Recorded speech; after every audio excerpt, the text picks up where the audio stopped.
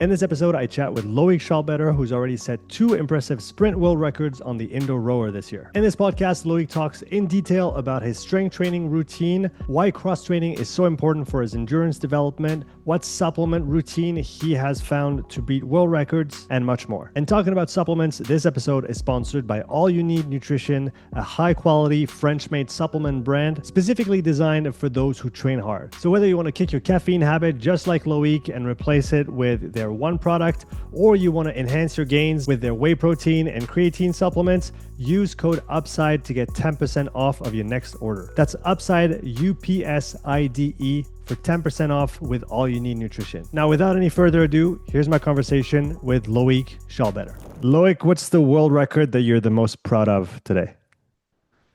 It's probably the latest one. So 100 meter on slides, 12.0 seconds. It wasn't the hardest one to do, but just because of the pure speed, 1.0 per 500 on average, that's like I couldn't even dream about it a few years ago or a few months ago even. And now that I've done it, I'm quite proud and I know there's more to come. But yeah, just because of the pure amount of watts and speed involved in this one, I'm quite proud. Is that the one where you went down to point or 57 second split? Is that the one? Yes, that's the one. Yeah, So what's that in watts? Just so people can realize how crazy this number actually is, um, getting under the minute. in terms of watts, yeah, it's a lot of watts because it's almost exponential. Mm, It's 1,873 was my best okay, that's a this day. peak watts on that Peak effort. watts. Uh-huh. Uh-huh. And wasn't there something where they had to update the firmware of the Concept 2 Yeah, yeah. screen to So go that's under the minute? that's a funny story. So that's the reason why I jumped on slides. It was last week because I've been doing a bunch of 100 meters static for the last few months, and I got 2 world records on the static. And because I was going down to a speed of one minute per 500, then Concept 2 thought about doing an update to start displaying speeds faster than that. So Right. below 1 minute per 500. Because Because it before was that, it stuck? so you could connect apps or look at the watts, you wouldn't get a reading of that. So it would just show you 00, like you would have no clue if you Yeah. were going 58, 59 or whatever. Mhm. So now they just updated it to display speeds up to 45 seconds per 500. I don't think anyone will do it because I think that's 3,800 watts. That's So I think there are people capable of up to 2,500 or maybe even 3,000 would be absolutely crazy, but 3,800, no way. That's never gonna happen. I oh don't think man. so. But Well, so now that's enough. That's enough. that's And enough. and after seeing that, so a friend of mine notified me about this update, and I thought, oh, I've done some pretty good hundreds on static. Now, if I throw in the slides, I could probably get it right away. So I just tried, and yeah, first session was some 58, and I got the 12.1, and then a few days later, tried again, got 57 per 500 and a 12.0. So that's with not a lot of practice on slides, which it's pretty technical. It's quite different to the static, so you need some practice. So now I'm confident I could break 12 seconds on a slides 100, which is what I'm going to try to do in the next the next few weeks. I'm Okay, going to well, train specifically on slides for the 100 meters. that's really interesting. So obviously we're talking about the indoor rower here. Can you talk us through the main differences for those who've never been on slides and try to kind of explain how different it is between the static and between the slides? So the static means you just have a concept to row erg, which is stationary, and Mm, you move your body weight on the slide. So your legs, your feet are fixed, and you have a seat that's moving back and forth. So your whole body weight is moving. When you use the slides, it's a pair of slides which you put under the erg, which means that the whole erg is moving and your body weight is more stationary this way. So you have you sort of remain in place and you have the whole erg moving below you, Hmm. which is the goal of this is to mimic the underwater rowing technique in a rowing boat. It's similar and it allows you to rate higher, which is I would say the main difference. And some people find that it saves their lower back a little bit. I haven't experienced that. I'm not too sure about that. Okay. But that's a comment some people have made. But yes, allows you to rate super high because you're just moving the, let's say, 10 kilos of the earth below you instead of moving your whole body mass back and forth. Yeah, yeah. So, okay, it reminds me of there's this other rower, this other indoor erg that you see used by rowers quite a bit. I think it's called the RP3. Is that what it is? The RP3, it's similar. And It's then you're kind of sitting almost in the middle, and then the machine is essentially moving on the rail, right? So you're pushing the machine away essentially, which, like you said, it's more like what you would feel on the water, right? yes, Mm. correct. Yes, it's more pushing the machine away, as you say. It's a good Mhm. way to All right, so let's take a second to walk back through all the crazy records you've been setting recently. Can you maybe start from the beginning? What's the first record you've ever set, and then walk us through what you've done, especially in recent times. You've been on fire.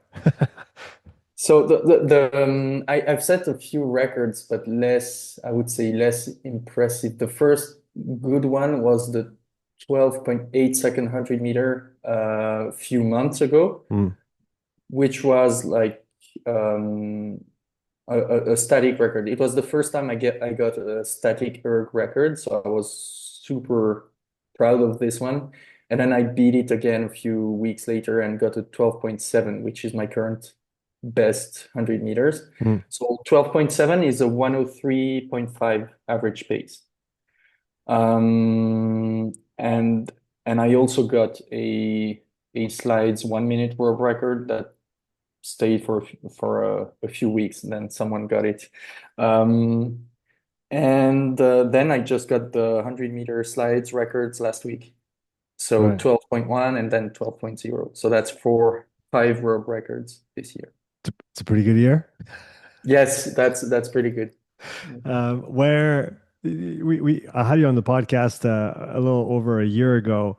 The other one was in French, so for anybody interested and who can understand French, go listen to the first one that we did. But you were doing back then, if I remember correctly, you were doing a lot of team competitions, right? Uh, Yes. so so how did you come around to setting a bunch of world records on the short sprints by yourself? Well, the sport of indoor rowing has evolved a little bit, and the competitions format has changed. So there was no in-person competitions for this year, Oh wow. which means that I just competed virtually from my rowing club and couldn't do any team relays, which I love because there's this team aspect. Like it's great with friends and so on. But in the end, I just did the 500-meter race. And new format meant that you had sort of a qualification progression over 2 days. So you would have, I don't know what it was called exactly, but so you sent 500-meter times, and then they would take the top 50, and you would do a live race on Saturday with the top 50, Mm. and then they would do a semifinal with the top 20, and then they would take the top 10 for the finals. So you would race 3 times in 2 days, which is I loved it. It's painful, especially on Sunday when you're doing a 500, then 2 hours later the finals. It's painful, but it's great. And you can't really hold back because you're not next to, or do you have a visual at all on what the others are doing, or are you really in your bubble? Well, you have an idea of what they can do, but what you see on the display on the screen is only the guy in front of you, if there's someone in front of you, and the guy behind you. Okay. Then the rest you don't know.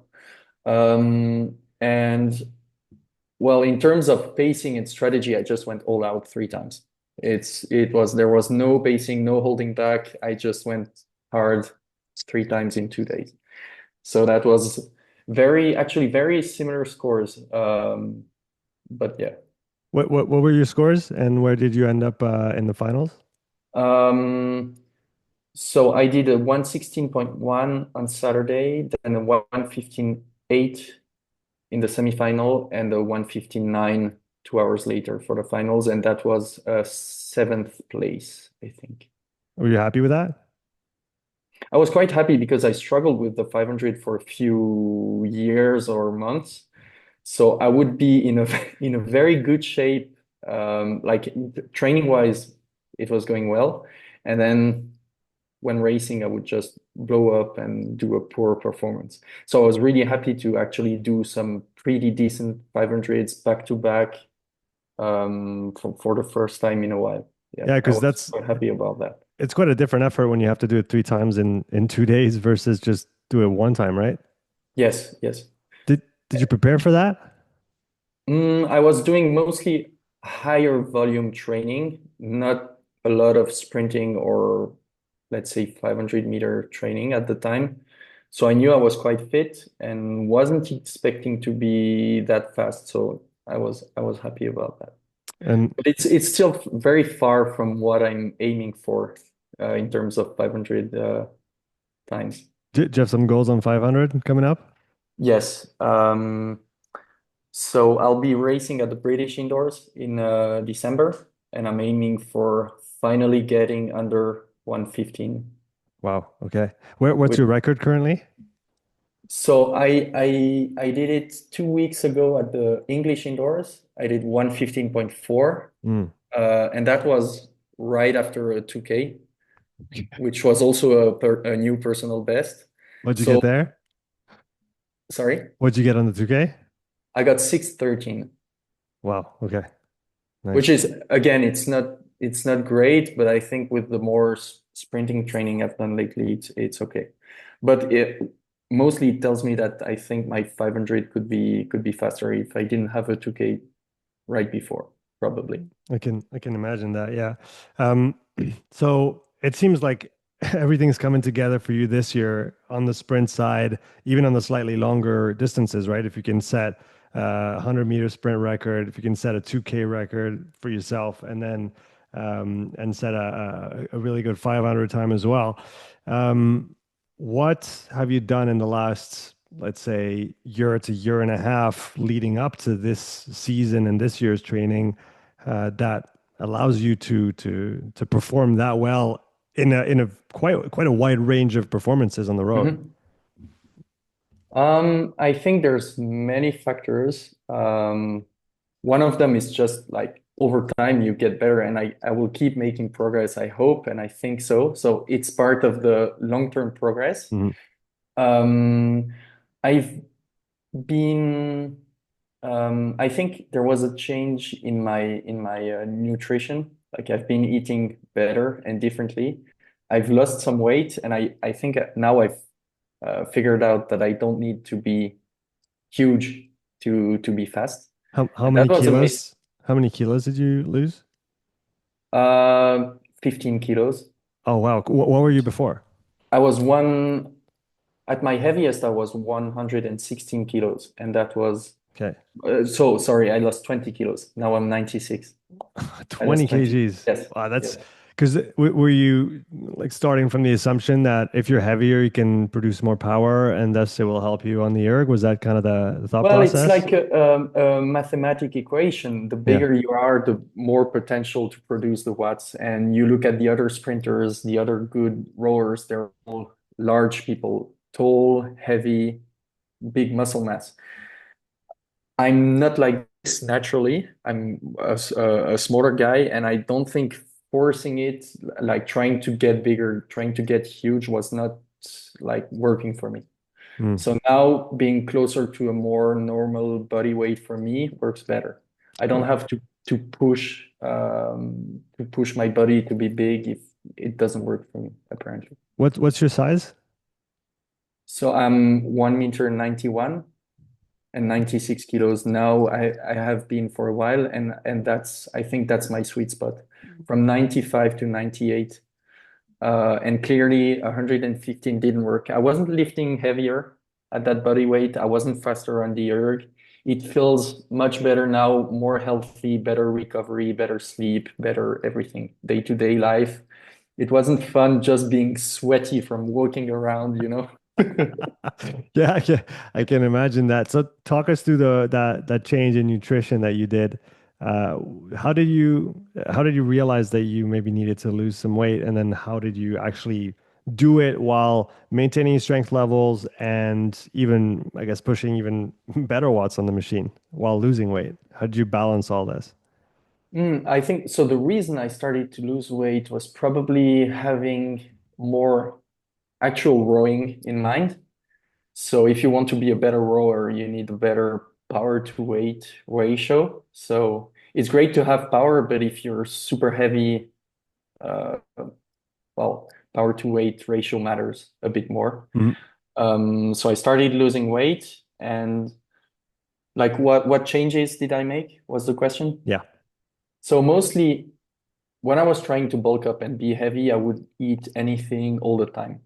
Now, one of the biggest changes has been intermittent fasting. So I wouldn't eat before noon most days, most of the time. And that had an impact. I would eat more maybe on the other meals I have during the day, but no breakfast, no food before noon. And And that has worked well for me. do you train in the morning as well? I train in the morning, and now, well, I've been doing this for a while, and now, for example, this morning I lifted weights quite early. I had a banana before, so I I cheated there. But But given that you're lifting and you're probably not lifting small weights, a little bit of sugar no, in the system is probably a good idea too. yeah, but I've had some very good sessions with no food before. I think for the 12,800 meter wall record, I don't think I ate before that. So I did it around 11 noon without food, and it was okay.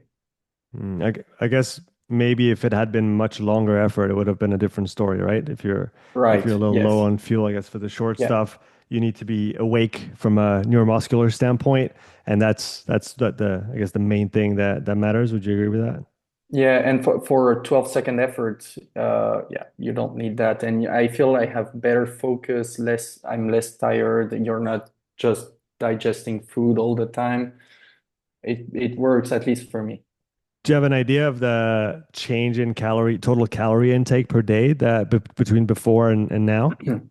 No, so that's one aspect where I could probably make some gains or some improvements. I have no clue what I eat in terms of calories, protein, whatever, macronutrients. I have no clue. So how do you balance how much you eat? Do you just do it by feel and just make Yeah. sure that you feel recovered from the training Uh-huh. and that you have enough, energy for the next days of training?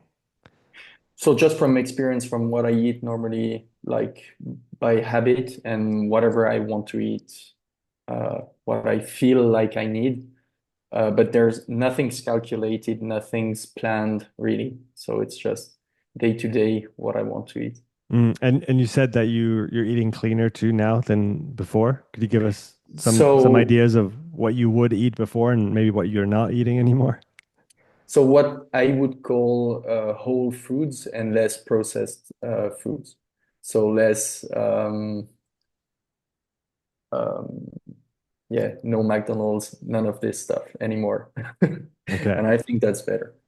Are you still able to, how do you manage to get enough carbs in, given that you're not? Because I guess there's the drawback of those kind of processed or ultra processed foods is that obviously the quality of what you're intaking isn't there, but then the one of the maybe advantages is that it's very dense nutritionally speaking. So if you need to get in big quantities and a lot of calories, it's quote unquote easier to do this than to eat, let's say, sweet potatoes, right? So Uh-huh. how do you make sure you get enough carbs with the cleaner eating that you're putting in? Well, I don't know if I get enough carbs. I've been really low carb for a while. Now I eat a bit more carbs, but I try to really avoid any bread, pasta, potato, rice. Like I wouldn't even cook that or eat that for Okay. a while. And now I'm back to eating a bit more of it, which wasn't in my food before for a while. When you say a Uh, while, how long is that? I don't know, probably most of the year until a few months ago, 1 or 2 months ago. I guess that probably contributed to you losing the weight as well, right? Yes, yes, definitely. Mm. That was what I had in mind. Like if I want to be lean and lose weight, I have Mm. to cut the carbs. Okay. And that you didn't feel any negative impact on your recovery with the training? No, I don't think so. It Hmm. it worked fine for me. And I've done this in the past, so I knew from experience Okay. that it worked for me. And that, it's interesting now you're saying you're starting to reintroduce more carbs. So you're is almost going through a periodized nutrition, right? Where you have different phases, maybe in the year, or maybe based on what you're trying to achieve in terms of goals. Do you feel like you need the carbs? Was that planned ahead of time? Why are you introducing it now? I think it just happened. It wasn't planned. No, it's just like I've been reintroducing it lately. I don't know exactly why. Maybe because with the British indoors in mind and the big 500 I want to do. Now I'm thinking, oh, I could afford to gain a few kilos. It's I won't be 115 kilos, but if I'm closer to 100, it's not excessive, and it might help me a little bit if I don't get fat again. Mm. I think it's all right. Yeah, I guess there's that side, and I'm also thinking about just the type of fuel that you're going to need for the distance, right? The 12-second effort. Then again, the training around it is going to take up some energy, but the effort in and of itself, not as much, at least not as much of those sugars. But then as soon as you're starting to push, beyond the few seconds into the minute, and then even more if you're talking 2K and others.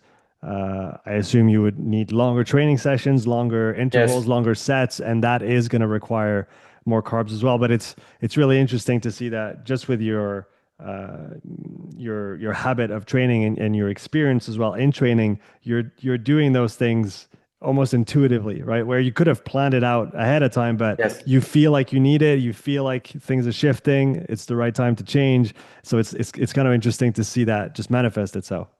Yes, a lot of what I do is based on how I feel and what I feel is right at the moment. So that's why also it shifts a little bit, but it's not exactly planned. But then again, I could be very wrong. I feel like it works for me right now, but it's also a bunch of not exactly bro science, but it's I feel like there's some progress to be made there. Maybe if I approached it more professionally the nutrition. Who knows? Maybe I have lots of gains to make there. But Uh, so far, I think it's all right. Yeah, it's interesting. I definitely think that given how many years have you been rowing for? 10 years, 10 more years, yeah. or less, more or less. And I think when you've had that amount of practice and that experience, and especially performing at a high level for yourself for many years now, I think that it might not be scientific on paper, but the fact that you know how to listen to your body and what it's telling you and what you actually need in the moment is probably just as valid as reading any research and trying to draw conclusions out of this, because it's based on you and your 10 years of experience. And again, you've gone to where you are today. You've beaten world records. You're at the top of the game. And so I think I'd say it has a lot of value, actually, what you feel. And then if you're able to translate that into better performance, great. If it doesn't work, then maybe adjust something. But it's good to see that listening to yourself has its place, especially even at that level of performance. So you talked about going towards that 500 a little bit later in the year. I want to come back to your training and how you organize your training for the sprint event, especially for the 100 meter. So when did you start thinking about that 100 meter, and how did you organize your training towards that goal? So the thinking about the 100 meters was probably just from, I guess it was discussions with friends who are also sprinters and who are trying to do a few 100 meters. I tried it myself and saw that it wasn't too bad. And then I didn't get lots of actual training, so to speak, for the 100 meters. I just did lots of 100 meters. So it was more lots of time trials, Okay. 100 meter as fast as you can, and it kept getting better week after week. So it wasn't a long time. Also because I think mentally and nervously it takes a lot out of you because you have to be in a very specific mindset for such a short sprint. And it's a bit draining, and also the sheer power and amount of watts takes a little bit out of you. So I can't do it for a very long time. So it was probably 5 weeks of 100 meters, and then I switched to something else because then I would get probably burned out if I kept going after it for longer. Okay, so you had And that kind of the short window of trying to get yeah, the record itself. Talk about maybe the 2 or 3 months of training leading up to that window of opportunity. How was your training or organized? Maybe let's run through a typical week. When do you have one session a day? When do you have two sessions a day? How do you split that over the week and the type of sessions that you would do? well, I was coming out of a few months of higher volume training, and I think when I had the 100 meter in mind and dropped all that endurance stuff, then the adaptations came rather quickly. Mm, And yes, you can make lots of gains in a very short time on sprints. At least that's my personal experience. So I would say yes, I was coming out of a higher volume block of training, and that would be very different modalities. So there would be some steady state on the bike erg or on my road bike. There would be some actual rowing on the water. There would be no steady state on the rower, so no indoor rowing steady state. Some running sprints. mm. Um, there would be, yes, mostly bike, run, row. Okay, and And that's for the and endurance stuff, and then you would have the strength training too, right? yes, strength training has been very consistent for a year now. I've been doing 2 sessions every week, trying basically never missing a session for a year now. Nice. So that has been, I think, key for my performance because my strength has been pretty good, getting better. And I think, of course, the shorter the distance, the more important it is. And more than 2 days a week, then my recovery gets a bit hindered. It's not as good. So I have found the sweet spot for me is 2 full body strength sessions every week. Can you run us through those sessions? How do you structure them, and what are the main movements, the number of Uh-huh. sets, Uh-huh. reps? So right now it's 8 movements per session. Um, so I could give you what I do on each day. Mm, So for example, what I did this morning is I start with some back squats.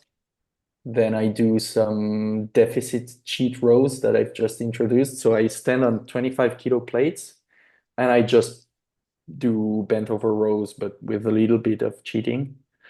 okay. Um, Yeah. just heavy stuff. So today was 150 kilos for 6 reps, heavier than my squats. So my back squats were at 140 kilos and I just did the rows at 150. That's After great. that, yeah, I have a weak squat.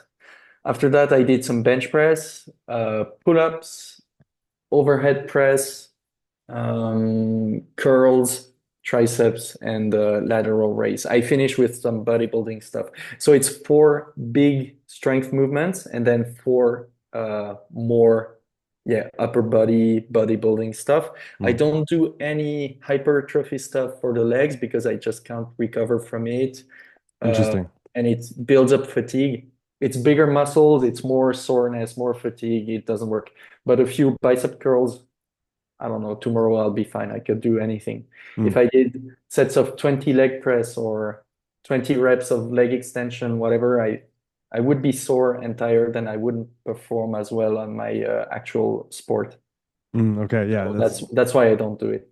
Okay. And when it comes to number of sets, number of reps on the big movements, what do you usually go for, or do you switch it up?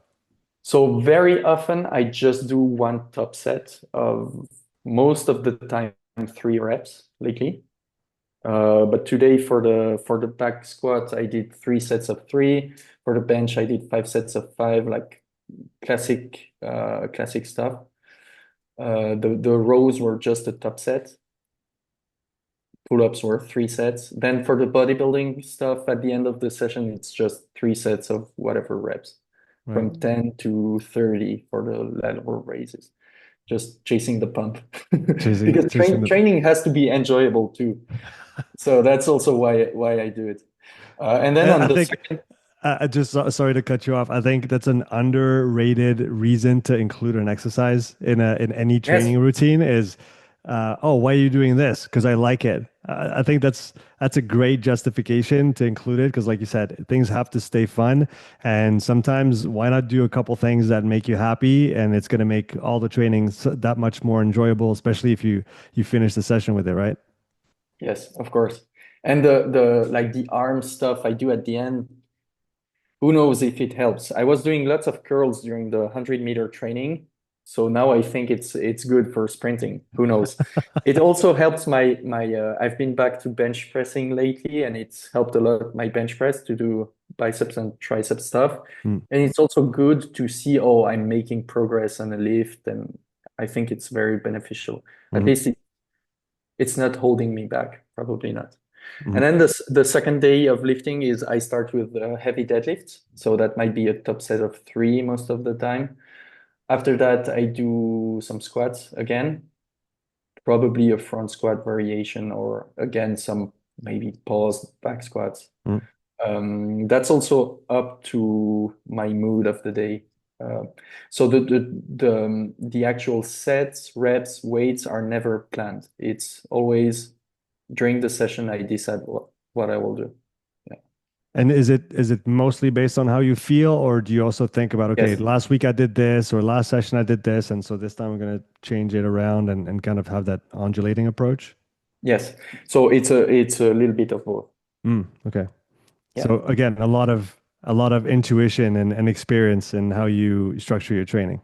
Yes, from more than now it's been more than 10 years of lifting, so I know how my body reacts, how I make progress, what I need to do to get better. Yeah. Yeah, it's interesting because when you said, 2 sessions, 2 strength sessions, in my mind, just I thought, oh, that's not a lot, But like you said, if you do more, then your recovery gets impacted, and you could do more strength, right? But then, what's the cost on the other side? And is that what you're, chasing at all costs, or are you trying to keep a balanced approach? So I think it's good to see that you've tried things, you've seen what works, what doesn't work, and then you're just doing what works. Yeah, of course. And still, because it's full body lifting, it's still twice a week each Hmm. lift. So I think a frequency of twice a week is decent. And because, well, I think I'm nowhere near my potential, but the absolute weights I'm lifting are getting heavier and heavier each year. So you probably need more recovery for that.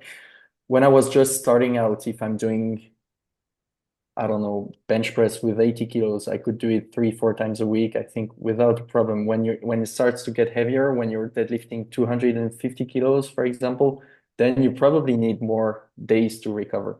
Hmm. And that's true for anyone. Just the higher the absolute weight, the absolute intensity, the more time you would need for recovery, Do you in my see, opinion. yeah, yeah. Do you see any time in the future, or did you have periods in the past where you will dedicate, let's say, more energy to the lifting in the sense of including more hypertrophy work on the lower body, obviously at the expense of other types of training, kind of maybe an off season, so to speak? Is that something you've done? Is that something you're planning on doing? I've tried it this summer.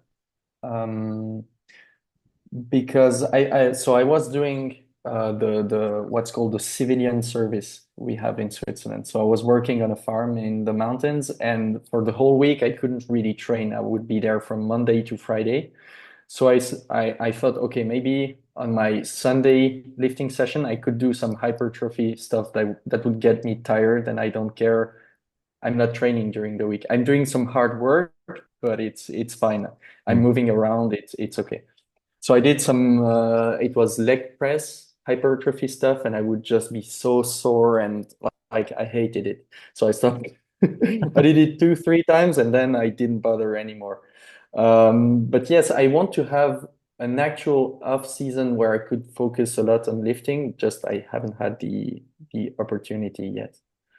Um, And yeah, I didn't list all the exercises on Yeah, the keep second going. session, Keep but going. it's similar. It's the same. Then there's overhead press, bench, Okay. arms. It's the same. And Just little variations. little variations. Going back to the first session with those bent over rows, cheating, quote unquote, bent over rows. The idea is, I guess, is to mimic the position and the type of movement that you'll be looking for on the erg, right? On the sprints. Well, sort of, but I've always said that trying to mimic whatever sport you're doing in your strength training is meaningless. You should not do that Hmm. because, in my opinion, the strength training is the same for anyone in any sport with little variations, of course, but you're going to need some squatting, some horizontal and vertical pressing, some hinge, whatever, all the basic Mm. movements. And just trying to replicate your sport with whatever Swiss ball stuff, weird things, no, or squat jumps or whatever. No, in my opinion, you don't need that. Whatever the powerlifters are doing, you need to do that. Weightlifting, Olympic weightlifting, I'm not a big fan because it's so technical that you don't have the time to master those movements. So I would stick to the basic, more static lifts. Mm. And the reason why I'm doing those heavy cheat rows is just to get the like big overload in my pulling muscles. And Yeah. also with the deficit, I start with a little bit of leg drive. So yes, in a way, I'm replicating what I'm doing on the rower, But it's not but the intent, right? It's no, just you it's can just to get a big heavy row, and it's a Mm. movement that I feel will help my deadlift. And the Mm. higher my deadlift, the faster I am on the earth. So if I can deadlift 300 kilos, I could probably sprint quite fast. Mm. So doing those heavy sort of cheating rows, in my opinion, will help my deadlift. And my deadlift is like the basic, most important movement for sprint rowing, in my opinion. Yeah. Um, how often do you switch up the exercises, right? You talked about small variations between day one and day two, but the same big patterns. Do you Mhm. keep those most of the year? Do you switch up at some point and say, okay, I've done enough of this. I'm going to switch up to this other variation? Yeah, I keep doing them until it gets old and I want to do something else. So once I feel like I've built up to something decent, then I will find another variation. So I've just been starting back squats. I'll probably push them for a while. I don't know how long, but once I feel like I've plateaued, I'll get back to front squats or whatever. Mm. The deadlift, I haven't pushed it very heavy in a while, so now I'll probably start again to build up to something decent. Then I might switch to deficit or paused or whatever. Mm. Bench press, I've just started again, so I will be good to push this for a while. Before that, I was doing more strict military press. So I just build it up for on average, that would be maybe 2 months. Then I think I'm at a decent level, like I've gotten a lot out of it, then I switch to something else. Yeah. But it's not planned at all. It's just I try to start at something reasonable where I know I could build up regularly over the weeks. So I start quite easy. I make progress for a while, then I switch. Yeah, I think it's Dan John who said everything works for 7 weeks, right? So you're right in that time frame of let's do Yes. something until it doesn't pay anymore, and then let's switch it up, which is the basis behind periodization, right? It's essentially just take advantage of quote unquote beginner gains. Beginner meaning not that you're a beginner in strength training, but a beginner because the movement is new or you haven't done it in a while, so your body will accommodate quicker to it. And then when you get to that kind of plateau where you get diminishing returns on how much energy you need to put into those movements, you switch it up, or you switch the rep range, or you go to another variation, and that allows you to just keep escalating. But you're doing again intuitively, but that 8 week mark kind of seems quite common. And I think one thing to highlight as well in what you're doing, which makes 100% sense, is starting a little bit lower, giving yourself Yes. the room to improve because oftentimes we want to start heavy because we think we need to, but by starting too high, quote unquote, you essentially limit the amount of time and the accumulated total work volume that you could do above that level. And the name of the game is not which hard session you do, it's how many hard sessions can you accumulate over a period of, like you said, 4, 8, 12 weeks. And that's what's going to actually drive the progress, right? Exactly. Yeah, of course. I agree 100%. And I love Dan John's work. I read lots of his stuff. It's great. Mm-hmm. So, okay, strength training. I think we covered. Did we miss anything? Do you do a bunch of unilateral stuff sometimes, or do you switch to the bilateral most of the time? Unilateral, very, very little. Mm, Um, so the leg presses I was doing were one leg at a time. okay. Like I tried and I found out, okay, it doesn't work. I won't do That that probably anymore. contributed to the insane amount of soreness that you experience. Yes. And then I've done some one leg deadlifts for a while, but Okay. also like then, it's ego lifting. I try to go super heavy and it's not stable. It gets a bit dangerous. So I don't know if I'll try that. I don't know if I have the strength to hold myself back from going too heavy on those. Right. So no, it's mostly bilateral stuff. Okay. Okay. Cool. So yeah, did we cover everything on the strength side before we talk about the cross training and the endurance work that you were doing in the volume phase? Yeah, we probably covered everything. Yes.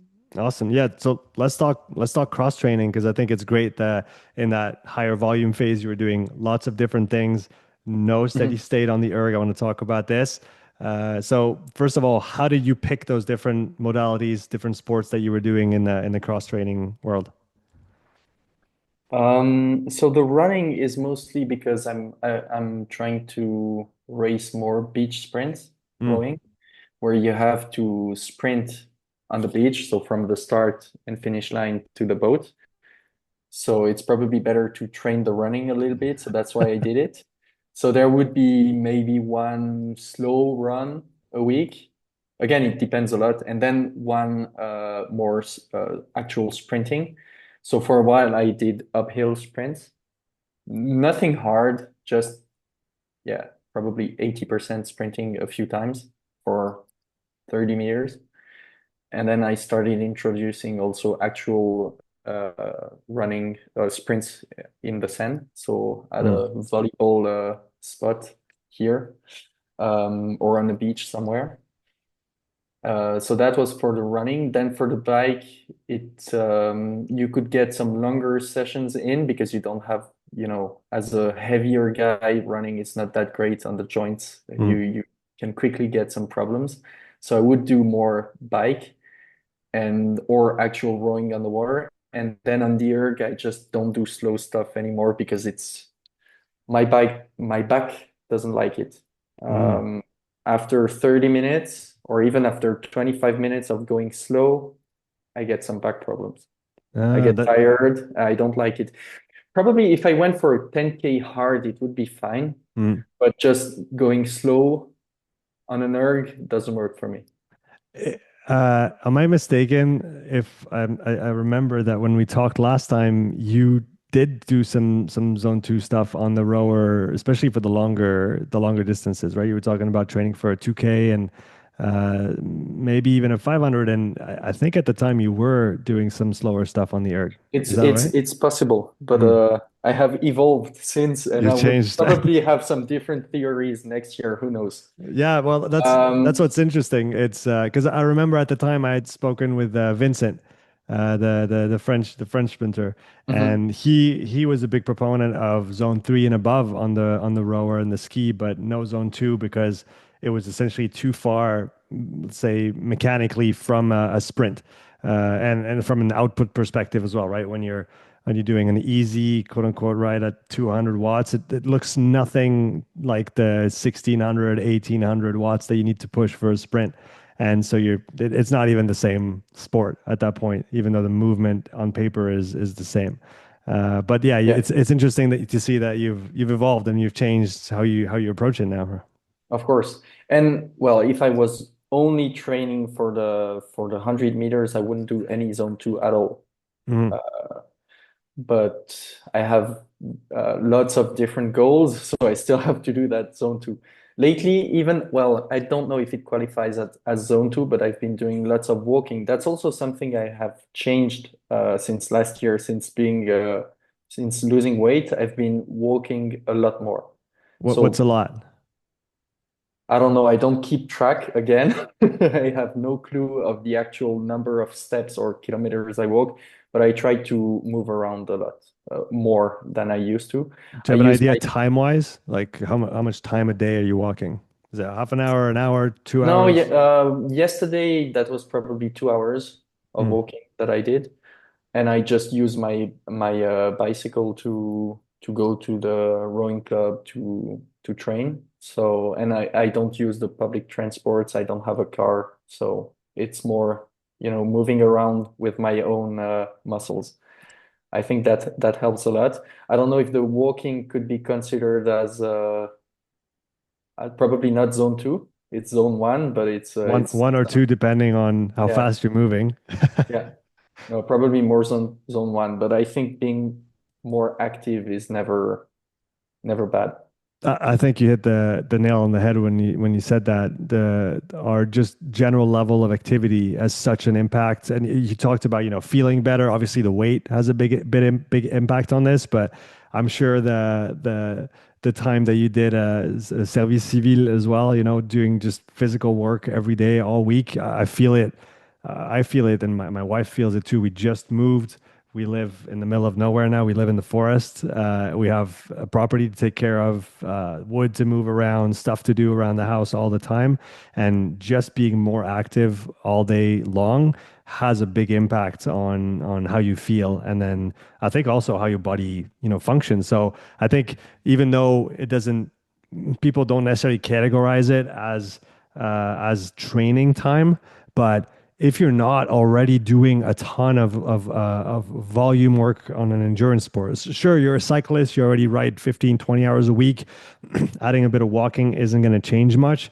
But if you're not doing that volume, I think doing the walking instead, which will be less taxing from an energetic standpoint and also just good for your mind and your body, I think definitely has its place and should be talked about more in the conversation of, routine and training, right? Of course. Yeah, I agree 100%. And it's also good for, I'm sure there are studies about mental health and walking and doing There this is. sort of stuff. It's great. Something else now that makes me think about something I want to experiment with. I need to read more about it, and I'm sure you know a lot about it, is heat training. Yeah. And there could be some active or even passive heat training. And that's something that interests me a lot. If I could get some gains from passive heat training, that would be great. So just whether it's going to the sauna or hot baths or this sort of stuff, that's something I will experiment with in the coming weeks. Yeah, that's something I spoke about with a CrossFit athlete, one of the best in the world. I was lucky to have a chat with him about this. And he used the sauna, I think, 3 or 4 days a week after his training. And he did, I think, 20 to 30 minutes. And obviously, he built up to this over time. So he was about doing hour and a half to 2 hours of sauna a week. And uh, it helped him go to sleep. So it helped him sleep Mm, better. That was one reason he liked it. But I also think that it's essentially it's quote unquote metabolic training. It's time that your body is under stress, but it's mhm. not mechanical strain. And I think it would be an interesting on paper, I think it could be an interesting way of raising your total volume in the week without any adding any mechanical load, right? And essentially, that's the hour and a half or 2 hours of capacity that you can build over time and that you could drop at key moments to essentially just recover better and have more energy for the other things or performance that you're trying to do. So I think you could think about it that way as just added volume that your body has to deal with and that you can modulate over at key periods of time. When it comes to adaptations, I think, or at least from what I've seen, the best is to mix it with some active as well. So you can Mhm. get some gains from the passive stuff, but at some point the active is going to be important for your body to actually go through the effort itself. I know Phil Clapp, was it Phil Clapp Yeah. that had it once a week, I think, just year round in his training. We talked about it with Johnny Whale when they came on the podcast a while back. So they just did it as a, not periodized, just once a week, all year Wow. round. Just did a kind of a zone 2+ session with the paint suit on and just sweat and just Uh-huh. and he felt that it was, a positive, I guess a high metabolic load, low mechanical load, which is interesting as well. We've used it with Claudia a bunch, especially when she prepared for a Dubai competition a couple years ago. And so she was going to compete in December in Dubai, where was gonna be hot, and we did 3 weeks. We didn't follow the protocols that you find in the research because she's not a Hmm. cyclist and she had many other things to train. But we did, I think, 2 bike sessions with the heat suit on, plus maybe 1 or 2 passive in the week, and it definitely helped her recover better in the heat and in the competition. It had a positive impact. So I think there's probably different ways to approach it and how it could help you in general. But I definitely think heat is a super interesting stimulus that you can play with that doesn't cost much and can have some really interesting benefits, whether it's just from the extra stress, the potential plasma volume gain when it comes to endurance performance, or just acclimatize yourself to the environment that you're going into. So that's kind of the run through. I don't know if any of those seems more interesting to you than others. Well, interesting about Phil Clapp. I didn't know he was doing just once a week for a year, which is like, it sounds more convenient because from what I've read online, the protocols 5 days are a based, week for four yeah, weeks. Yeah. yeah, It's heavy. It's heavy, and it mhm. works when you're a cyclist and you do nothing else and you do twice a day and Uh, you have all the time in the world. But I think that's the problem with trying to take what it's in the literature and just applying it. It's like we don't live in that world, right? Or at least unless you're a cyclist, that's not the training schedule that you have, and you don't have that much time to just do this and just go get those gains because there's the strength and there's all the other stuff that you're doing. So I think we have to adapt quite a bit. mhm, And mhm. even if we might not get all the benefits that are listed and all the percentages that are put forward, it'll still be positive, especially because it's new and you haven't done it before. So again, we go Of back to course. the beginner gains, and that alone might be interesting, right? Of course. And again, many paths lead to Rome. And I Yes. think it's something I will have to experiment with and find what works for me. Just in terms also of logistics, because I think you could mix the passive and the active heat training. Yes. So, and if I have to go wherever to do some heat training on the bike, where am I going to get that passive, you know, heat training? I don't know. I have to figure it out. But there might be some experimenting to do with the passive before or after Mm-hmm. to complement and to 100%. have more time in the zone. I don't know. That's all stuff I have to experiment with. The preheating, the passive as a preheating mechanism, I think could be really interesting if you're looking for time efficiency. Because if you get on the bike, for example, and you put the paint suit on, you're not looking to ride hard, right? It's going to be a zone two, Hmm. maybe threshold one type of effort, because you want the heat to be the main stress. You don't want the intensity to be. But it's going to take your body 20. It's going to take 20 to 30 minutes for it to become uncomfortable, right? And then you're Hmm. spending maybe 40 or half an hour, 20 minutes, 30 minutes where it's actually hard, and your heart rate's creeping up and the RPE is creeping up, even though you're not going harder. But if you did, either a sauna or even, a hot bath, like a really hot bath for 10, 15 minutes before, and then you put the paint suit on and got on the bike, you're already at temperature and you could just kind of jump into it. Or the other way around. And that's something that I remember talking to a triathlete, a young triathlete, Jameson Plews, a Canadian guy who won the, I think, U24 Ironman World Championship a couple years back in St. George. And he swore by the sauna twice a week post training. And he did half an hour in there, just passive. But he said he did that year round. And he said it was instrumental for him in tolerating the just the heat of just being in a long, like 7 hour, 8 hour event.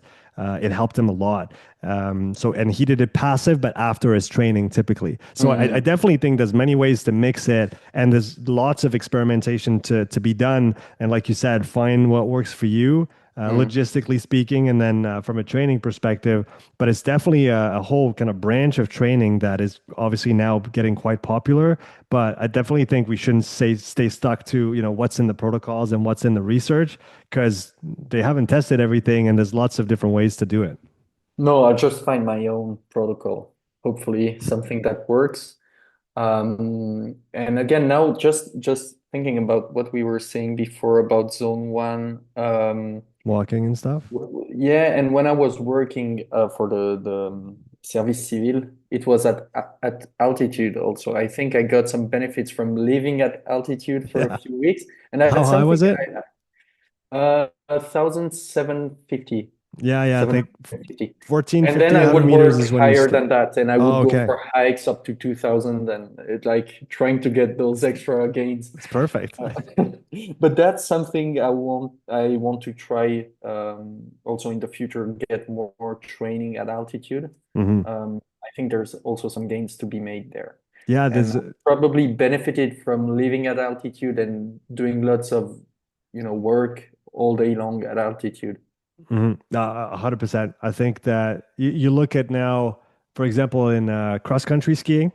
they for the top performance for top performers, the top teams, they swear by 2 to 3 altitude camps a year, and pro cyclists are the same, right? They'll regularly do altitude camps, and they know that this is part of the routine if they want to be Mm. at the top level of in endurance.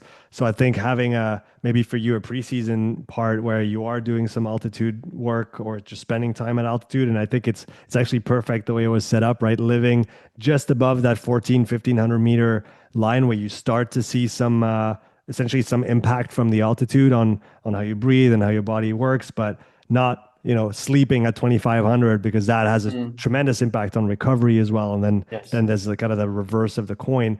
But living at 15, 1,600 and then working a little bit above and then coming back down, I have no doubt. Did you feel any difference when you came back from this? Anything you noticed compared to normal?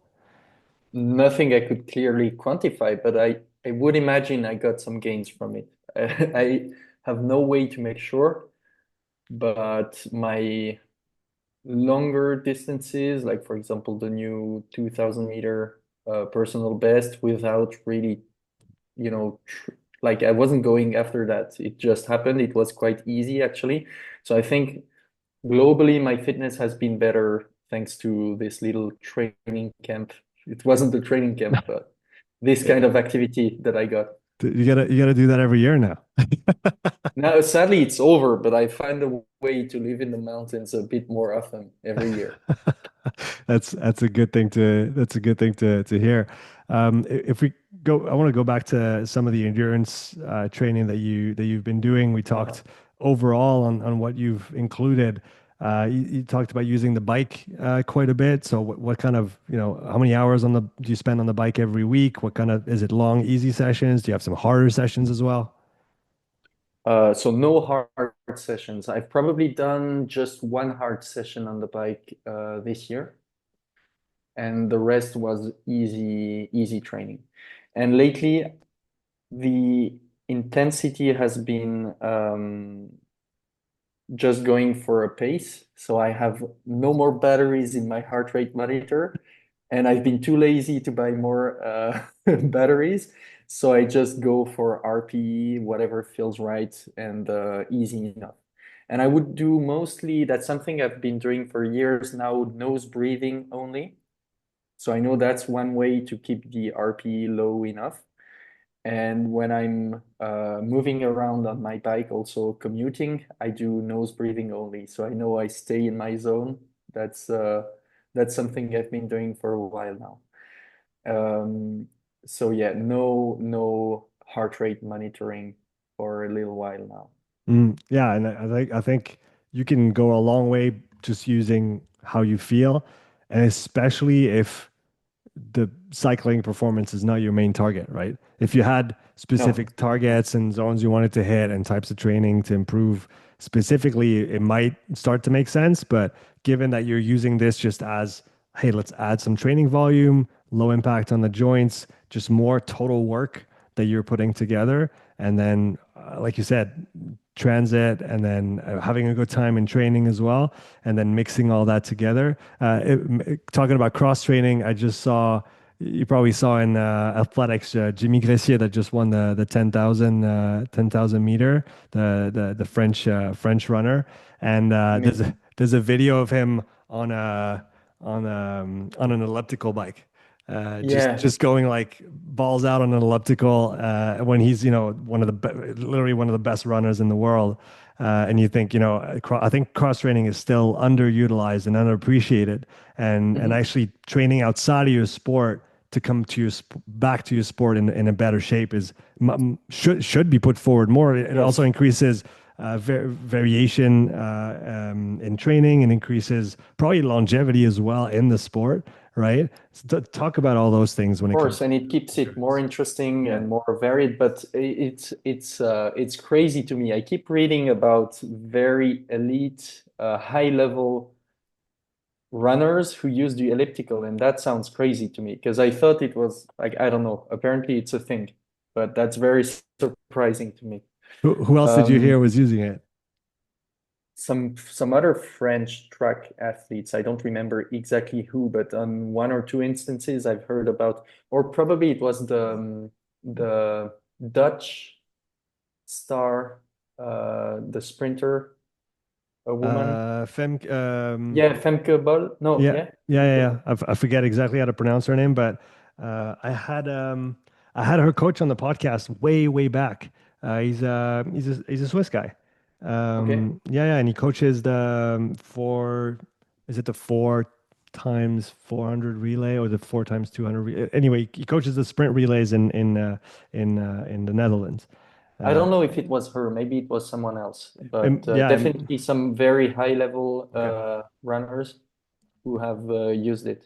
And what was the question again about the Yeah, cross? just talk about cross training in general, and how you see it fitting in your overall approach to getting better on the rower.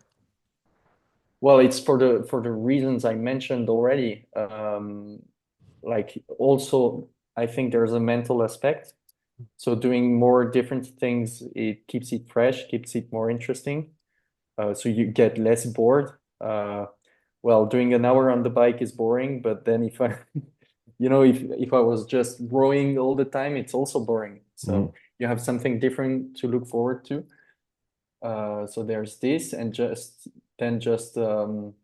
if it's for this easy training, your body doesn't care what movement or what modality it is. It's time in the zone that matters more, in my opinion. mm. That's why you can keep this variety of modalities and it's still okay.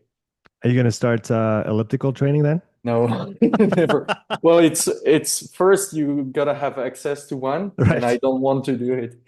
No, I only train at my rowing club, so I use whatever we have there. So Mm. it's ergs, bikes, and squat rack, basically. Do you guys have And a ski erg there?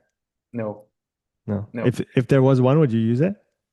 Probably not because it's very frustrating and you see some very slow paces and I'm very bad at it. So, but maybe there would be lots of noob gains to be made there. So who knows? But for the moment, I absolutely hate the skier. It's Mm, a weird movement that it is. I don't really know the technique and I'm not very good at it, so I don't bother. And I don't have access to one. Right. So for now you leave it on the side, but it looks Yeah. like again you're in a pretty good trajectory right now of I'm gonna do what works, and then when it stops working, I'm gonna figure out the next thing I'm gonna do. So and it seems like the doors are pretty open down the Yes. line for new things. So maybe who knows? Maybe you come back in a couple years on the podcast and you're doing elliptical training and ski erg. Who knows? It's very possible. It's not impossible. Yeah. That's really Um, cool. Yeah. and Uh, but the skier probably I know my limits. Never gonna break any records on the skier, that's for sure. All right.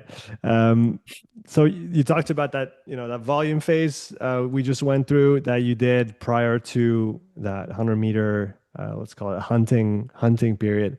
And I guess that's one of the features that's interesting about the short sprints on the rower is that it does take obviously a mental toll and toll on your nervous system as well. Uh-huh. But it's still not the same impact as like a 2K or a 5K or something longer, right? So you can try it fairly regularly, whereas I don't know if anybody would want to try and get their 2K twice a week for a few weeks. No, definitely not. Yeah, that's true. But in terms of the mental toll, so to speak, it's you have to be in a very specific mindset, which is hard to describe, but you're basically angry. You have to be like in a, it's not survival mode, but it's a very specific mindset where you want Fight. to Yeah, you have to push want to fight. really hard for 12 seconds for Mm, basically 14 strokes. mm, So you can't be in a relaxed state of whatever. No, you have to be a little bit angry. And I have, yeah, very specific music to listen to build up, the excitement and the will to push very hard. Like mhm. there's a whole bunch of stuff that I do to get to this state. Um, yeah. So I actually, you know what? Before we dive into this, because that's a really interesting topic. I want to talk about music. I want to talk about your playlist. I want to talk about the mental approach to those records and to chasing the 100-meter sprint. But first of all, talk about how much your training routine changed compared to the volume phase that we just described, right? So in those 4 or 5 weeks where you were chasing the 100-meter, you say you dropped a whole bunch of volume. So what changed specifically, and then how was your week organized when you were chasing that 100-meter? And then we'll talk about the mental and the music side. I don't remember the specifics. I could look into my training journal, You but were just too probably angry. not. No. So the weight training basically remained the same. Okay.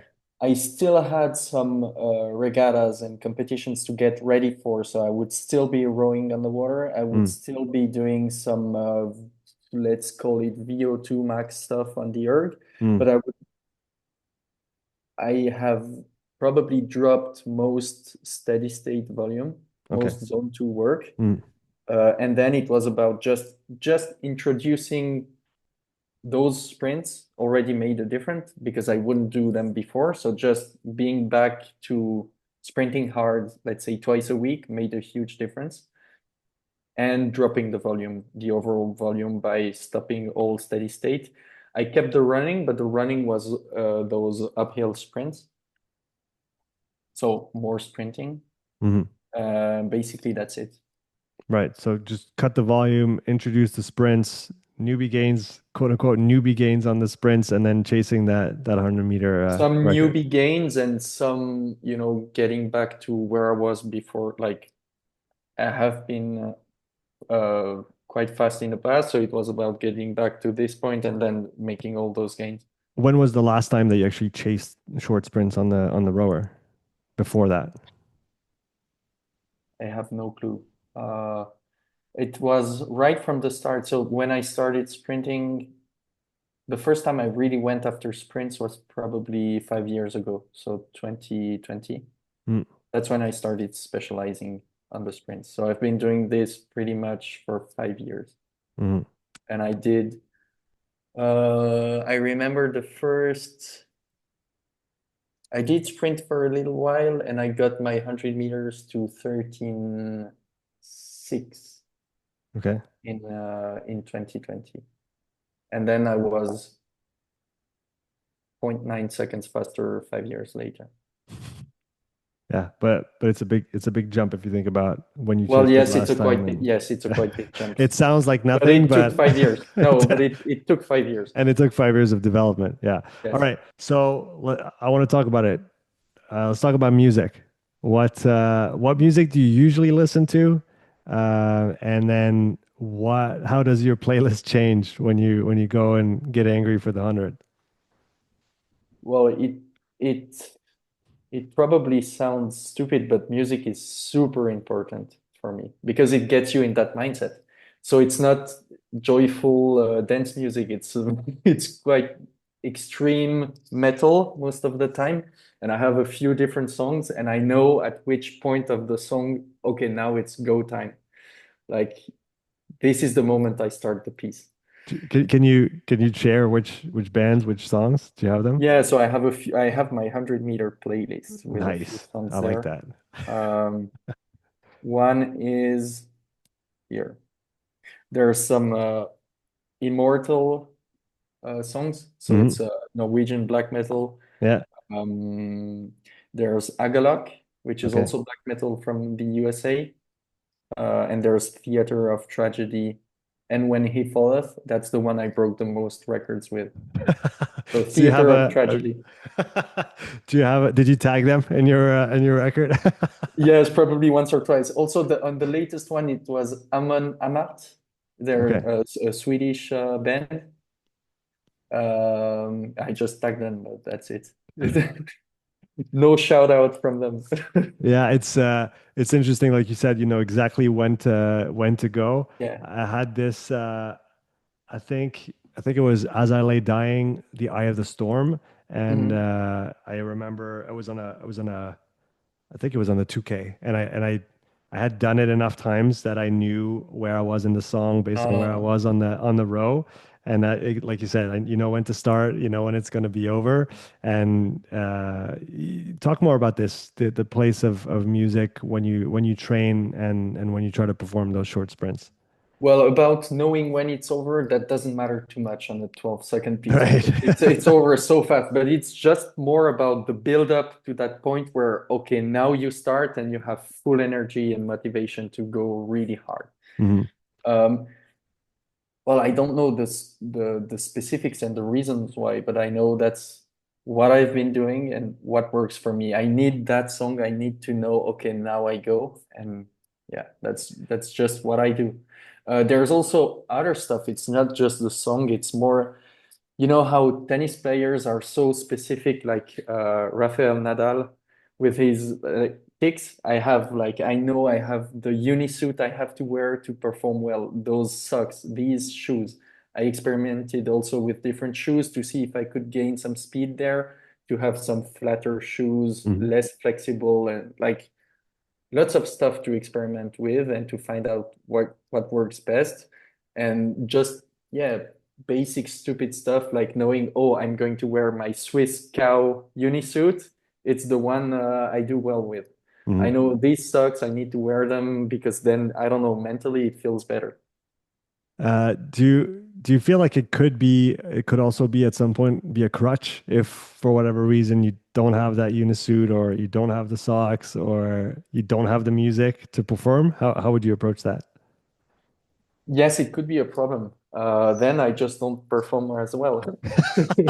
That's it. You just accept it and you just say Yeah. I just didn't have my suit that day, guys. I if I'm going after a record, I need all these conditions, all this stuff to be perfect. Are Yeah. there things that you do earlier in the day, like on the day you know you're going to go for it, or do you have a routine, a specific routine for that day, or is it just another day? No, no. Sometimes I can't really plan the day. So most of the time it will be I wake up, I feel ready today, I will do it. So you Which know is based on how you feel in the morning what you're gonna yeah, do or not do. which luckily is good for in for the world records. But then for competing, of course, you're never going to choose when, where, how. It's you don't control these things. But if you Right. want to break a world record, luckily with how it works right now, you can. Hmm. But yeah, mostly it's on the day I decide I feel ready and let's go. So I can't really plan which day. And then I have a whole routine with the supplementation, uh, whatever I take on the day.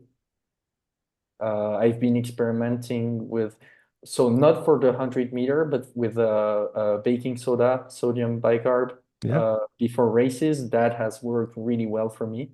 And that's Okay. something I've introduced this year. I had experimented with it like 2 years ago, but the protocol wasn't that good. So now I've found what I need to do for it to work well, not to have the side effects, and so now it's good. Can you talk a little bit about this for those who don't know why you would use this and what's the protocol that you found works for you? So the bicarb is used to, how could I say it? You diminish the, how would you explain it? You Buffer yeah, metabolic acidosis. yeah. Um, So for example, on a 500 meter, it would help greatly on the last, let's say, 150 to 200 meters. Mm. To basically, I think I could go as far as to say you feel less pain at the end of the piece. Okay. Pretty much. Okay. That's how I live it. And I would take so again, I read about some protocols. I tried, it didn't work. I had to find my own. So now I take like a teaspoon of bicarb every 15 minutes, Hmm. 3 times, with the last dose an hour before the start. Okay. Yeah, because But I then know I know that it can cause some GI issues, right? Some yeah, digestion issues that's for what some people. happened when I took 30 grams at once years ago, which was stupid. I just read that, okay, you have to drink a lot of water, but no, that wasn't enough. So now I take less bicarb and I divide it in a few doses Okay. over time. Hmm. So it's over 30 minutes because I take 3 doses every 15 minutes. Yeah. But again, some bro science because I don't know the actual grams I'm taking. I just know that like sort of a bit less than a teaspoon 3 times, I already see some benefits and I have no side effects. Well, So that's that's again, that's the important part, right? Is figure out what yeah, works for you, and then it's like the recurring theme of the podcast. And you have to experiment, you have to try, and maybe what's written in the research is not exactly what you need. And especially on the digestion side, everybody's different, and of course. you have to test it ahead of time, right? Talking about taking too high a dose, when I was weightlifting back in the day, and a friend of mine who was a power lifter had those caffeine pills, and I never drank coffee. I just didn't even like coffee back then. And he was like, "Hey, I've got those caffeine pills. If you want them, maybe take a couple before training." And I took two, and I was literally shaking like this. I couldn't focus. I couldn't even pick up my bar. So I just put my stuff away and I went home. I just couldn't train. And well, thankfully it was, in training, and then I obviously never used it again, at least not with that dosage. But very important to try things, and then make sure they work for you before you do it in competition. Yeah, of course, exactly. So that's why I now I know my protocol and I've experimented it in training, so I'm not afraid to do it in competitions wherever I go. But yeah, also caffeine, that's interesting. That's something I want to work on in the coming weeks because I think I just drink too much caffeine all the time. Mhm. So I probably should back down a little bit and up the dosage whenever I need it. But just I love coffee too much, so I drink too many coffees every day. It is pretty good. Well, It is pretty tasty. I know there's tons of health benefits to drinking coffee, but now if I want to get just the training effect benefits, I mean, just for performance on a day, I should probably back down on my caffeine consumption. Yeah, so you can get those newbie gains on the coffee side again when you need it. Yes, get that extra boost when it's needed so Yeah. that I don't have to get 800 milligrams to feel the effect. Is there since we're on the topic, any other supplements that you use that work well for you and that you've tried and tested over time? Well, the most basic creatine. Hmm. Um, so my thinking was up until now, same as caffeine. Oh, I don't want to take it all the time. I prefer to take it and see the benefits for short periods of time when I need it. And now lately, I think my philosophy about this has changed. I just want the benefits all the time. So, and because creatine is it's quite cheap, it's very low that like there's basically no side effects or whatever. It's just beneficial. So why not take it all the time? Hmm. Yeah, and So I that think if we think about and I'm definitely not a specialist in the area, but I think that the mechanism through which you would get the benefits for example, caffeine, which is a stimulant, right, versus creatine, which is more of a something. It's like a storage that you have inside your muscles yeah, to do a certain effort. It makes sense to just have it, all the time, and especially we know the benefits from a training standpoint, performance standpoint. We know the benefits now that are coming out on the neurological standpoint as well, right? Very important Of for course. myelin sheath around neurons and important stuff on how the body functions and the brain functions. So I think that there's definitely a case for just actually taking it every day, and especially for people that don't eat a lot of meat and red meat, because that's where you'll find quite a bit of creatine. But in general, it's a good idea to supplement with it. And like you said, you could probably do it year round. And as long as you're not taking crazy doses, you won't have any issues with digestion and water retention. And it's definitely something that you can take year round. Is there anything else that you've been using?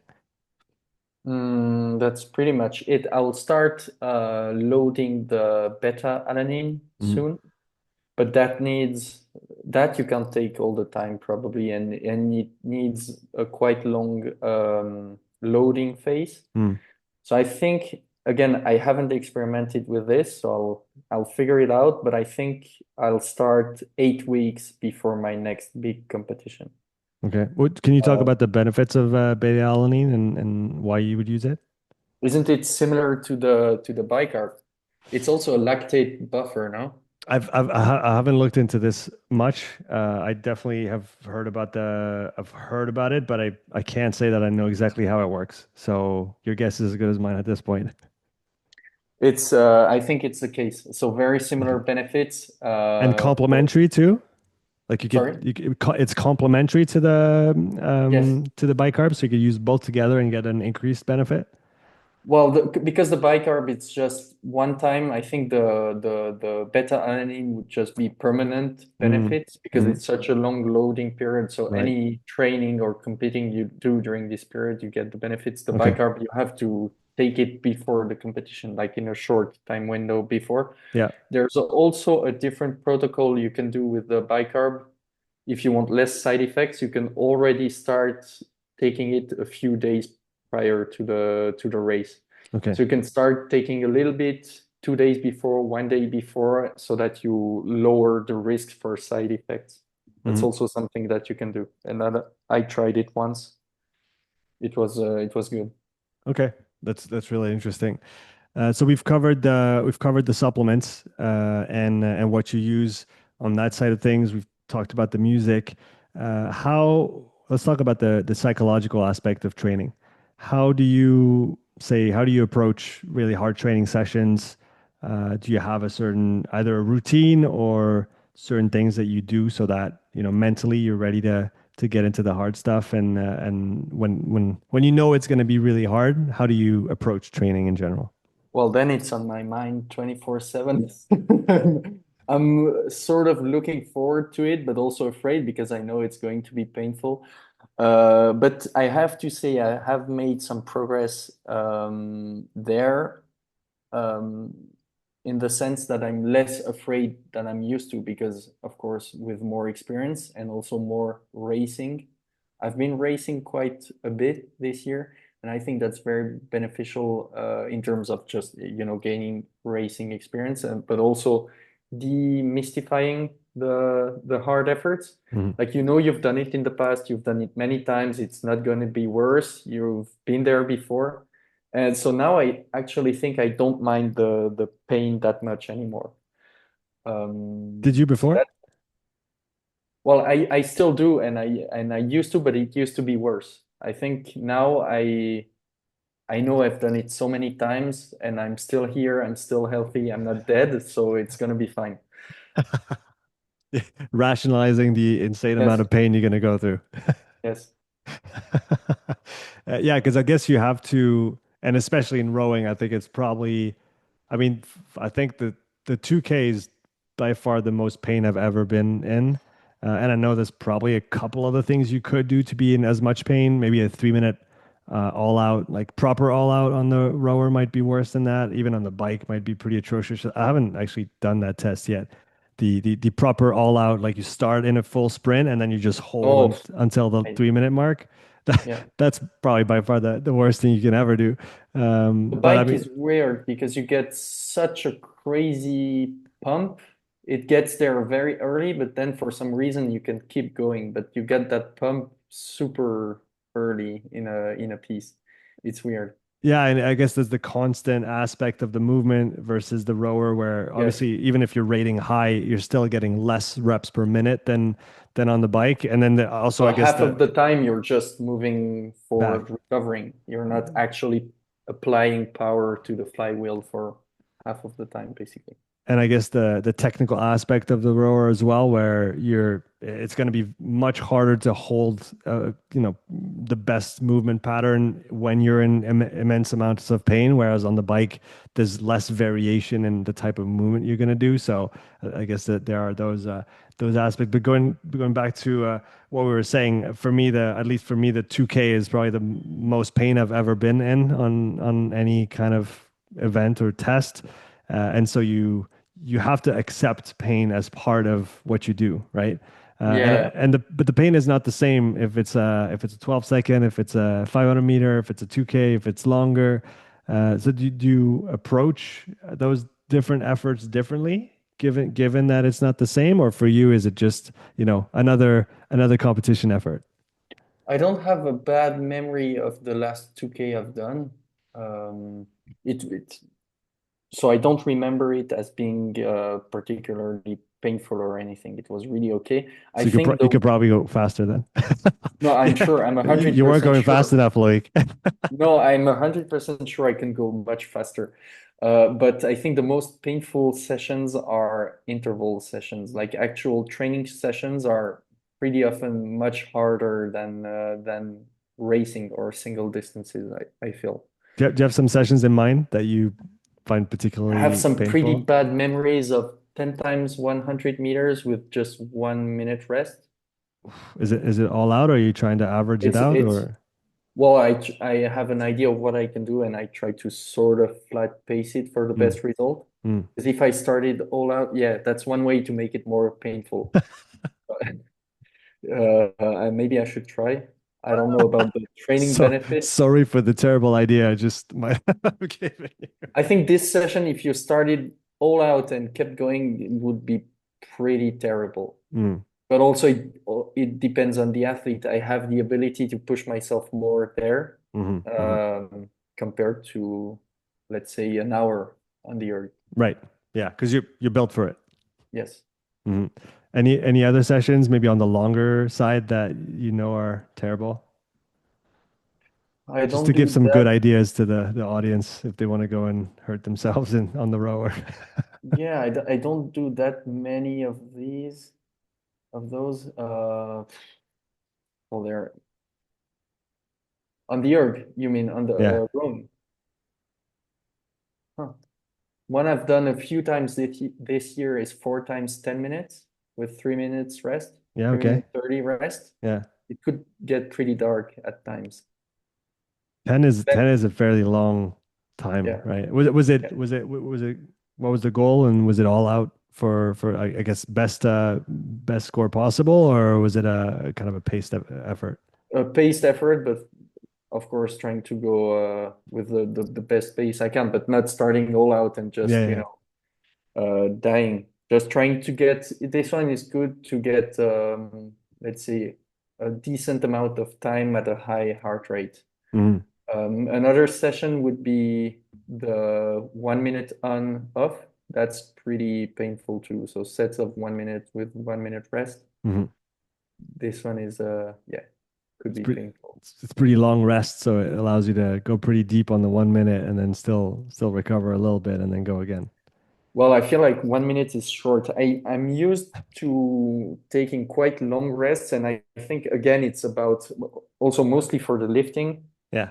When you start lifting heavier, you need more rest. And I never time my rests. So for the actual sprint training on the erg, I take long rests and I don't time them, and I try to get some full recovery between each effort. Yeah, which is again probably how you're going to get the biggest output anyway, and this is Yeah. what you want, right? You don't well, there are the training sessions where fatigue will be part of the equation, but if you're going just for peak watts and peak output, you want to be the freshest possible, and so an unquantified rest and as much as you needed makes sense, like you might see between gymnastic efforts or powerlifting efforts, right? Yes, I want the quality and the output, so I take long rests. And then I might try some sessions with a set rest because that's useful for, comparison and to gauge progress. Mm. But most of the time, I want the quality, the long rest, and the power output. Remind us how high do you rate during the 100-meter effort on the static and then on the slides, just to give an idea to people. So on the static, the rate goes up to 60, 65 strokes per Hmm. minute. Hmm. And on the slides, now the average rate is 70. So it goes up Wow. even higher than 70. The guy who held the record before me with a 12.3, he rated on average 83. So I actually rated pretty low with the 70 compared Right. to this guy. Is that where you think you talked about, spending more time on slides and training for that? Do you think that's one of the avenues for improving your output is just increasing cadence? Probably the rate will go up, um, but so will the power per stroke. Hmm.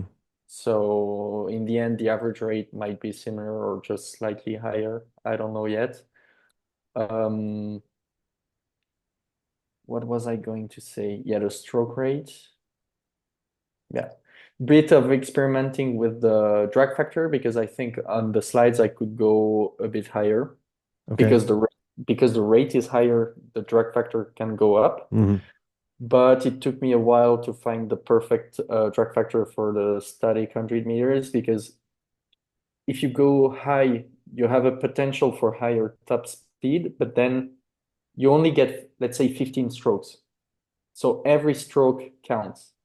And if the first, let's say, 2 to 3 strokes are slower and you fade too much on the last 2, 3 strokes, then you're losing a lot, even though your top speed is better. So I took my drag factor down a little bit to have very good first pulls and less fade in the end. Hmm. So my drag factor for the static was 189 for my best 100 meters. And now on the slides, it's 210, but I will, because that's the max on the machine, or Okay. 212. Yeah. But I might have to go down to 205 or something. I don't know yet, but I'll try and see if I could get better first pulls and less fade in the end. And the top speed will probably still be decent enough. That's really interesting how you can really play with those details and then try to fine tune them and find what works. To give a comparison, what's your drag factor on the 500 compared to the 100? It's 170 most of the time. Hmm. So about That's 20, my 20 point difference. third, yeah, Hmm. yeah. And Uh, and cadence? so now my current best was at the rate of 47 average. It used to be a little bit higher, up to even 50, 51 average. Um, yeah. But again, like you said before, there's rating higher or increasing the power per stroke, ideally both, because those are Well, yes. both avenues to go faster, essentially, right? But in that case, you decrease your rate on the 500, but you were able to compensate with even more, Yes. power per stroke. But it wasn't a conscious change. Okay. So it just happened. Hmm.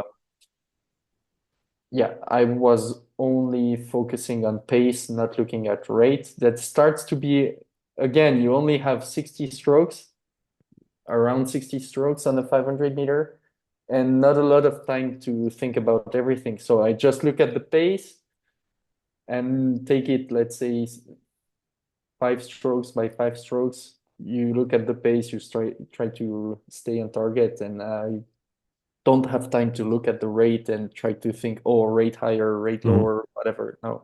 Hmm. So the rate ends up where it's going to end up, like it just happens. Is the power per stroke something that you target in training specifically or not? No, no, I don't work on it. It's just a byproduct of the strength training, I would say. Mhm. Yeah, because I remember back in the day when I was rowing, I was following quite a bit of what Sam Locke was doing and talking about, and he was talking about that. I forget what he gave a name to it, but essentially the Stroke power index, SPI, probably. yes, exactly. Stroke power index. Thank you. And that was something interesting that I hadn't, looked at before. And just taking your power output divided by your rate, and you know how much, essentially, how much power you produce on each stroke on average, and then kind of using this as, I guess, another metric that you can track in training, right? And you can see, okay, on this session, I was at this at this power per stroke, and then trying to use that in training. But it's interesting that you just see it as a byproduct of what you do, and you don't necessarily target that in training. No, I don't use it as a tool to program my training or to, manage the intensity or whatever. Except I do also a bunch of online challenges and online competitions, and sometimes you would have rate limits. Yes.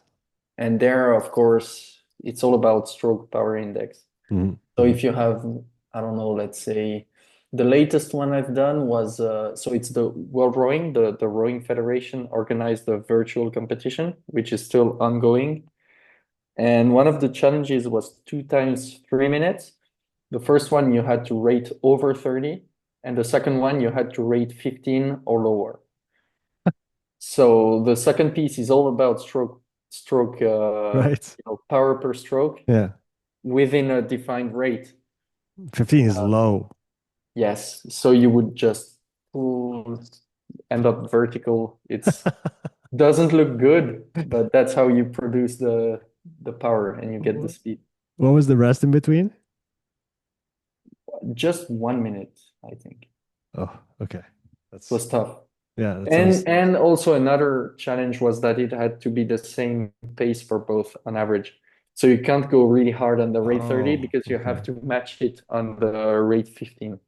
Oh wow, I did that's interesting. one, I think it was a 138. So at rate 30, it's nothing, but then at rate 15 to push the, Oh, it's tough. yeah, yeah, I can imagine that. Loic, let's talk a little bit about the upcoming challenges, the upcoming records that you or the goals that you have in the coming Yes. months. I wanna hear about them, and I think it's always good to put them out there and then to go and chase them down. So, what are your goals over the next few months? You talked about the 500. Tell us a little bit more about it. Yeah, so very short-term goal first is within the next 4 weeks getting another 100-meter world record and to be the first person under 12 seconds. Nice, So I'll be training hard for that for, let's say, 4 weeks. And I will not do like I did before and just do 100 meters all the time. I'll do some very organized, planned training, culminating in that 100 meters in 4 weeks. okay. So I'll start right now, training for that. Mhm. And once that's over, I'll switch to training for the 500 meters at the British indoors for the next 8 weeks. So that will be early December. So those are my two next clear goals that I have. A Mhm. sub 12 seconds 100 meter and the 500 at break, hopefully 1 minute 14. That's pretty awesome. The when you talked about structuring your training for the 100 meters, so something that you haven't done for the last chase that you did earlier in the year, how are you going to structure that? What type of sessions are you going to use to prepare for that effort? Well, it's simple. This time I'm going to follow my own program that I sell because I sell some training programs Yeah, and I'll also do some one-on-one coaching. And I have a 100-meter program that I will run through this time nice. to get that new record. So it's 3 sessions a week. Uh, so the next session I'll do is a 3 times 100 meters with a long rest in between to get that. Also, it will be nice. I'm looking forward to this one because reps 2 and 3 will have rolling starts. So we Okay. might already see that world record probably, but as part of an interval session. So Okay. but it would be nice to see that under 1 minute pace average on a screen for the first time. That's pretty exciting. So I'm looking forward to this time because if you get a good rolling start, it can be super quick Yeah. because 100 meters is so short that the start, that's where you make a huge difference. And that's why you could be pulling 1 minute pace forever, but it's still going to be a slower average. Mhm. Take out the start and get a rolling start, it's super fast.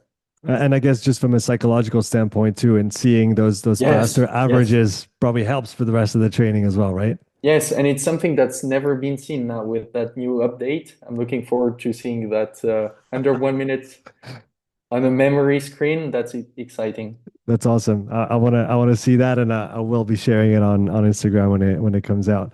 Probably Um, on Friday. That's the plan. okay, okay, it's happening. So it'll probably happen before the podcast is even out. So we'll just have to link to it. You talked about those short. Do you do any much shorter, like three strokes, Yes, five yes. strokes? Do you use that as well? Yeah, definitely. That's the let's say the bread and butter of sprint training. It's, as you said, 3 to 5 strokes. Okay. So I would do sessions where I just work on my three first strokes. And I know exactly what my first, second, third strokes have to look like. Mhm. So for example, for the 12-0 that I did last Friday, it was a 127 first stroke, then a 108 on the second, then a 100 on the third. So now I have a training sessions, which is a couple of three-stroke starts. I know my targets now. I want to get 126, 107, maybe under one in three strokes.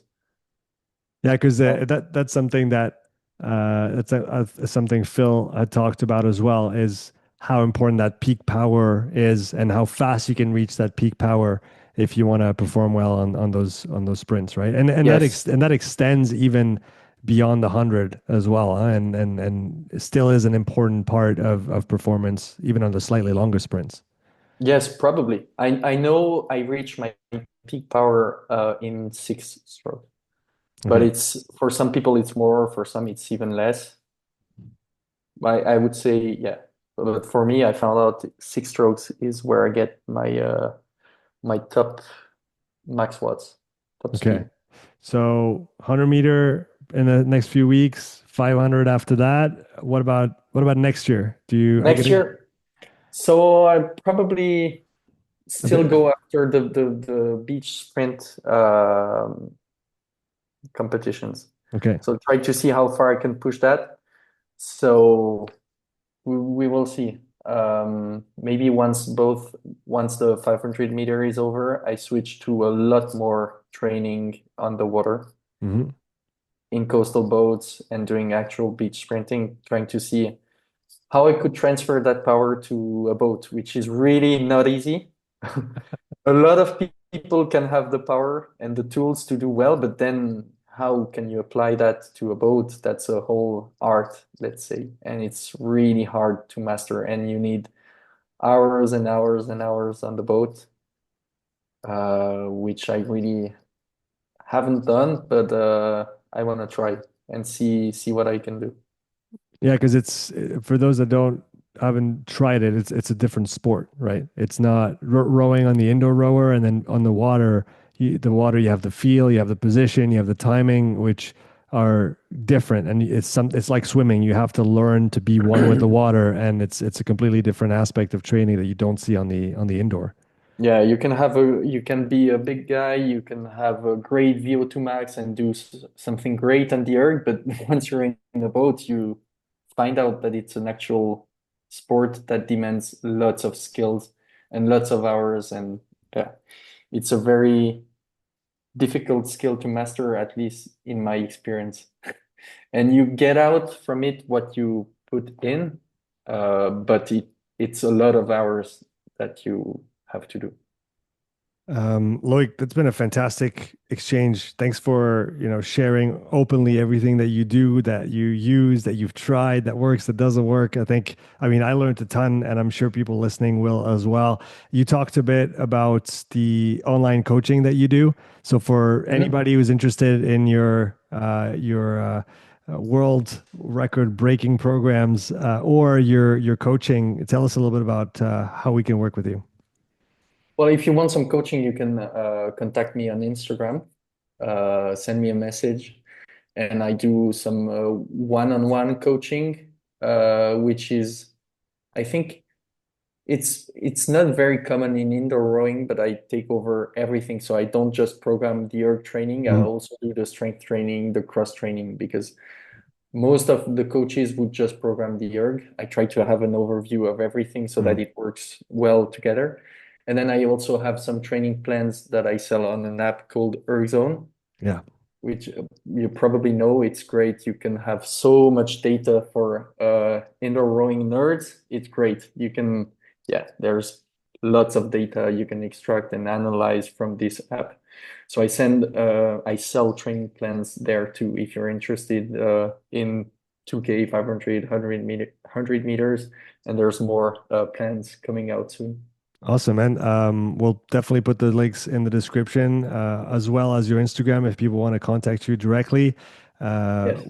I look forward to seeing more world records being broken and taken by you and everything that you do. Thanks again for coming on the show, man. It's been great, and I hope we can do that again maybe next year and get an update on all the things that you're doing, what you've Yeah, changed, and the evolution of your training over the years. It's really interesting. I'll probably have very different ideas and theories. Who knows? Thank you very much, Sean. It was Yeah, great. thanks, man. Take care and happy world record breaking streak. Let's go. Thank you so much.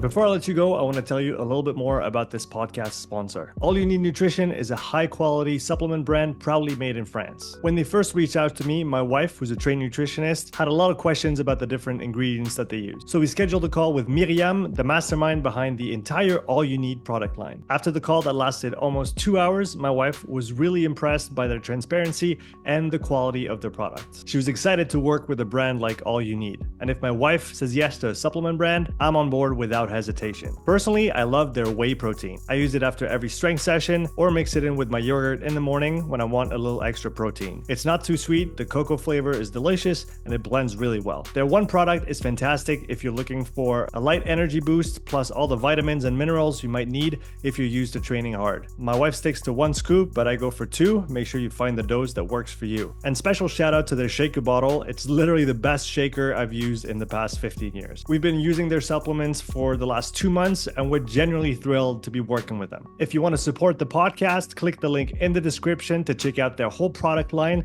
and use the code UPSIDE for 10% off on your next order with All You Need Nutrition. Take care and see you in the next episode.